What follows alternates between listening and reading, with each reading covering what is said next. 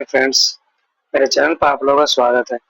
आज हम लोग देखने वाले हैं इस वीडियो में फ्रांस की राज्य क्रांति, जो कि वर्ल्ड हिस्ट्री का ये फर्स्ट चैप्टर होने वाला है, विश्व इतिहास का। जो लोग नए हैं मेरे चैनल पर, वो लोग सब्सक्राइब करेंगे, लाइक करेंगे और वीडियो को पसंद आएगा तो सब्सक्राइब करेंगे। ठीक है, तो आइए हम लोग शुरू करते हैं एक एक करके। फर्स्ट में फ्रांस की राज्य क्रांति। आप लोग टॉपिक समझ ही गए होइएगा। वर्ल्ड हिस्ट्री का ये फर्स्ट टॉपिक है। ये 9th की एनसीईआरटी में दिया हुआ है। एनसीईआरटी किसी भी एग्जाम का ये बैकबोन साबित होता है कि उसके एक एक लाइन हम लोग पढ़ेंगे और नोट डाउन करते चलेंगे। ठीक है, ये मेरे द्वारा बनाया गया नोट्स है। आइए देखते हैं हम लोग। फ्रांस की राज्य क्रांति 1789 में कब? 14 जुलाई 1789 की डेट याद रखना है। 14 जुलाई को क्या फ्रांस की राज्य दिवस भी मनाया जाता है। तो 14 जुलाई 1789 में लुई सोलावा के शासनकाल में हुआ। किसके शासनकाल में हुआ? तो लुई सोलावा के शासनकाल में। इस समय फ्रांस में कौन सी व्यवस्था थी? तो सामंती व्यवस्था थी। उस समय फ्रांस में कौन सी व्यवस्था थी? तो फ्रांस में सामंती व्यवस्था थी। ठीक है, नेक्स्ट देखते हैं। 14 जुलाई 1789 को क्रांतिकारियों ने, जितने भी क्रांतिकारी थे, उन्होंने क्या किया? जितने भी क्रांतिकारी ने बास्तिल के कारागिरी मतलब वो जेल था एक तरह से, फाटक को तोड़कर बंदियों को मुक्त कर दिया। उसमें टोटल 7 बंदी थे, 7 लोग को अरेस्ट किया गया था। तब से 14 जुलाई को फ्रांस में राष्ट्रीय दिवस के रूप में, स्वतंत्रता दिवस के रूप में मनाया जाता है। 14 जुलाई को फ्रांस का राष्ट्रीय दिवस मनाया जाता है। स्वतंत्रता, समानता और बंधुत्व का नारा फ्रांस की राज्य क्रांति की देन है। किसकी देन है? स्वतंत्रता, समानता, स्वतंत्र और बंधुत्व की नारा किसकी देन है? तो फ्रांस की राज्य क्रांति की देन है। मैं ही राजा हूँ और मेरे शब्द ही कानून है, ये कथन किसका है? लुई 14वां का। मेरे मैं ही राजा हूँ और मेरे शब्द ही कानून है, किसका कथन है? तो लुई 16 का है।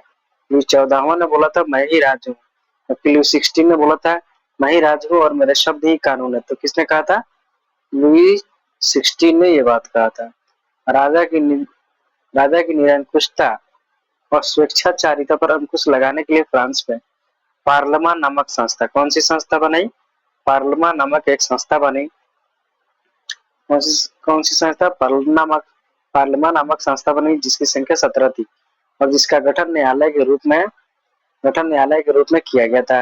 न्यायाधीशों का पद कुलीन वर्ग के लिए सुरक्षित होता था और ये पद वंश कर्मानुगत होते हैं। वंश कर्मानुगत मतलब मेरे बाद मेरे बाल बच्चे ऐसे रहेंगे, कर्मानुगत बनाया गया है। वर्साय के शीश महल का निर्माण लुई 14वां ने करवाया था। वर्साय के शीश महल का निर्माण किसने करवाया था? तो लुई 14वां ने करवाया था। वर्साय को फ्रांस की राजधानी लुई 14वां ने बनाया था।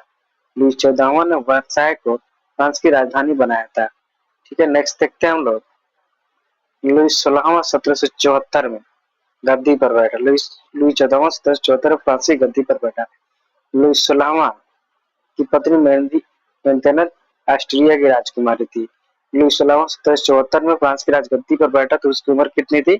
20 साल। ये एनसीईआरटी से है। और वो किस डायनेस्टी से, किस वंश से बिलोंग करता था? तो बर्बो डायनेस्टी से वो बिलोंग करता था। नेक्स्ट देखते हैं हम लोग। ये मिस प्रिंट है, यहाँ देखते हैं। राष्ट्र की समाधि राष्ट्र की समाधि वर्साय का भरगेरा राज दरबार था। लुई 16वां को देशद्रोह के अपराध में फांसी दी गई। लुई 16वां को देशद्रोह के अपराध में उसको फांसी दिया गया। लुई 16वां को टैले, ये टैक्स के बारे में बात हो रही है। टैले एक प्रकार का भूमि करता है। भूमि करता क्या? टैले, टीबी याद रखते हैं ना, टी से टैले और बी से भूमि करता। ठीक है, और टी थे एक प्रकार का धार्मिक कर्म था। धार्मिक धार्मिक कर्म था। टी थे ती थे तिथे ऐसे लिखते हैं ना। तो था के बाद क्या आता है? धा आता है ना, तो धार्मिक करता है। तिथे क्या था? तो एक प्रकार का धार्मिक करता। थ के बाद ध आता है, तो था ध याद रखना है। ठीक है, फ्रांसीसी क्रांति वाल्टेयर, मोंटेस्क्यू और रूसो ने सर्वाधिक योगदान दिया था। किसने? वाल्टेयर, मोंटेस्क्यू और रूसो ने इसमें महत्वपूर्ण योगदान दिया था। वाल्टेयर चर्च विरोधी था। ये प्रश्न पूछे जाते हैं बार बार एग्जाम में। वाल्टेयर क्या था? तो ये चर्च विरोधी था। रूसो फ्रांस में प्रजातांत्रिक शासन पद्धति का समर्थक था। रूसो फ्रांस में प्रजातांत्रिक यानी डेमोक्रेसी का वो क्या था? पद्धति का समर्थक था। 100 चूहों की अपेक्षा एक सिंह का शासन उत्तम है किसने कहा था? वॉल्टेयर ने कहा था। किसने कहा था? वॉल्टेयर ने कहा था 100 चूहों की अपेक्षा एक सिंह का शासन उत्तम है। किसने कहा था? वॉल्टेयर ने कहा था। ये बात याद रखें। नेक्स्ट देखते हैं सोशल कॉन्ट्रैक्ट। सोशल कॉन्ट्रैक्ट और रूसो की एवं लेटर्स ऑन इंग्लिश वॉल्टेयर की रचना है। सोशल कॉन्ट्रैक्ट किसकी है? तो रूसो की है। और लेटर्स ऑन इंग्लिश किसकी है? वॉल्टेयर की है। कानून की आत्मा द स्पिरिट ऑफ लॉज की रचना मोंटेस्क्यू ने की थी। जबकि सरकार के तीन अंग कौन कौन है? कार्यपालिका, विधायिका और न्यायपालिका। कार्यपालिका, विधायिका और न्यायपालिका को अलग रखने के विषय में बताकर शक्ति पृथक्करण का सिद्धांत का पोषण किया। फ्रांस की क्रांति का सबसे महत्वपूर्ण नारा क्या था? समानता था। तो समानता था मतलब इक्वालिटी था, जिससे माध्यम वर्गों ने आगाज किया। स्वतंत्रता एवं बंधुत्व की क्रांति का नारा था। ठीक है, नेक्स्ट देखते हैं हम लोग पॉइंट। फ्रांस की क्रांति सबसे महत्वपूर्ण नारा कौन सा था? समानता था। इसके मध्यम वर्ग ने आगाज किया। मध्यम वर्ग मतलब मिडिल क्लास के लोगों ने इसको क्या किया? आगाज किया, शुरू किया। आगाज उर्दू वर्ड है, शुरू किया। क्या स्वतंत्रता एवं बंधुत्व भी फ्रांस क्रांति की नारा। 18वीं शताब्दी में फ्रांसीसी समाज 3 स्टेट में बटा हुआ था। बीपीएससी टीआरई टीचर के एग्जाम में पूछा हुआ था फ्रांस में समाज कितने स्टेट में बटा था? तो 3 स्टेट में बटा हुआ था, 3 श्रेणी में बटा हुआ था। नेक्स्ट देखते हैं प्रथम स्टेट में कौन थे? प्रथम स्टेट में पादरी यानी क्लर्जी। द्वितीय स्टेट में अभिजात वर्ग यानी नोबिलिटी, राजा महाराजा। क्योंकि तीसरा स्टेट इसमें देश की 90% जनता थी और सभी प्रकार के कर देने पड़ते थे तीसरे स्टेट वाले को। इस वर्ग में व्यापारी, डॉक्टर, वकील, शिक्षक इत्यादि लोग थे। वकील, जज, अध्यापक मतलब टीचर और लेखक लोग शामिल थे। शिल्प, किसान और मजदूर आदि भी इसी में शामिल थे। ठीक है, नेक्स्ट देखते हैं हम लोग नोट देख लेते हैं। नोट है फ्रांस की राज्य क्रांति के समय फ्रांस की मुद्रा लिबरे थी, जिसको 1794 में क्या किया गया? बैन कर दिया गया, हटा दिया गया। नेक्स्ट देखते हैं स्टेट जनरल के अधिवेशन।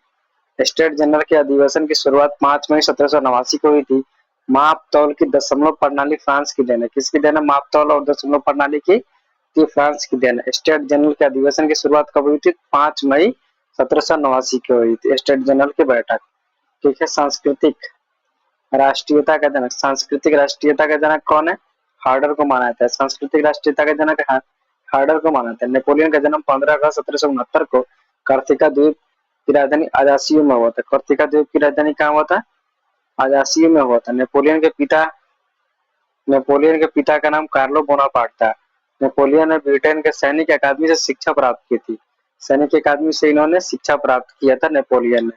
नेक्स्ट देखते हैं हम लोग 1796 में। कब की बात है? 1796।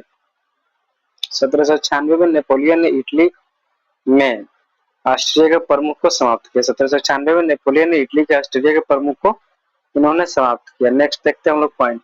फ्रांस में डायरेक्टरी शासन का अंत कब हुआ? तो 1799 में हुआ, इसको याद रखना है। फ्रांस में डायरेक्टरी शासन का अंत कब हुआ था? 1799 में फ्रांस में डायरेक्टरी शासन का अंत हुआ। नेपोलियन 1799 में प्रथम काउंसिल बना और 1802 में जीवन भर के लिए काउंसिल बना। 1804 में 1804 में नेपोलियन फ्रांस का सम्राट बना। 1804 में नेपोलियन फ्रांस का सम्राट बना।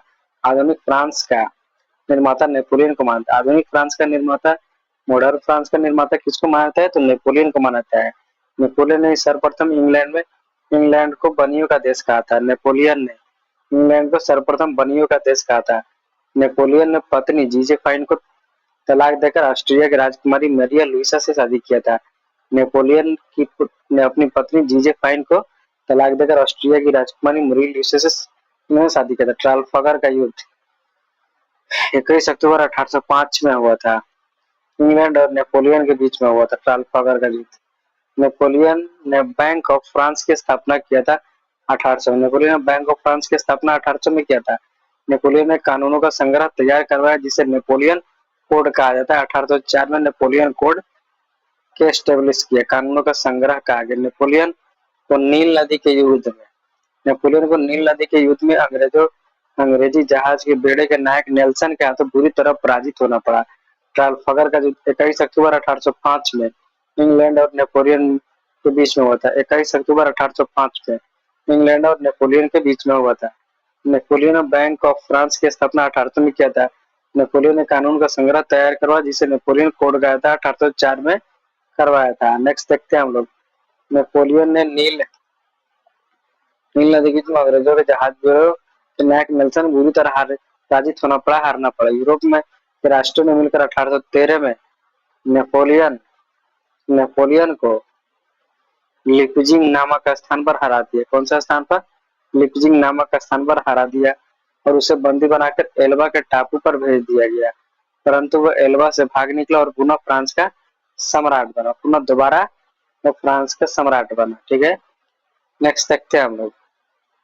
नेक्स्ट है, अंततः मित्र राष्ट्रों की सेना ने नेपोलियन को 18 जून 1815 को वाटरलू के युद्ध में पराजित कर बंदी बना लिया और उसे सेंट हेलेना द्वीप पर भेज दिया। 1821 में उसकी क्या हो गई? 15 साल की यानी 6 साल के बाद उसकी मृत्यु हो गई। ठीक है, नेपोलियन लिटिल कारपोरर के नाम से जाना जाता है। नेपोलियन को लिटिल कारपोरर के नाम से जाना जाता है। नेपोलियन के पतन का कारण उसका रूस पर आक्रमण करना था। नेपोलियन के पतन के कारण क्या था? रूस पर आक्रमण करना था। नेपोलियन के पतन का कारण मतलब हारने का कारण। इंग्लैंड के वाणिज्य एवं व्यापार का बहिष्कार करने के लिए नेपोलियन ने महाद्वीपीय व्यवस्था का सूत्रपात किया था। वियना कांग्रेस समझौता के तहत यूरोप राष्ट्रों ने 1815 में रूस के प्रभुत्व को समाप्त किया। ठीक है, रूस के प्रभुत्व को क्या किया? समाप्त किया। ठीक है, तो इसी के साथ ये टॉपिक देखिए, फ्रांस की राज्य क्रांति समाप्त हुई। फ्रांस की राज्य क्रांति समाप्त हुई। ठीक है, वीडियो कैसा लगा कमेंट करके जरूर बताइएगा, और वीडियो अच्छा लगे तो आप लोग लाइक, सब्सक्राइब और बेल आइकन जरूर दबाइएगा। ठीक है, फिर हम लोग मिलेंगे नेक्स्ट वीडियो नेक्स्ट डे, तब तक के लिए इतना ही।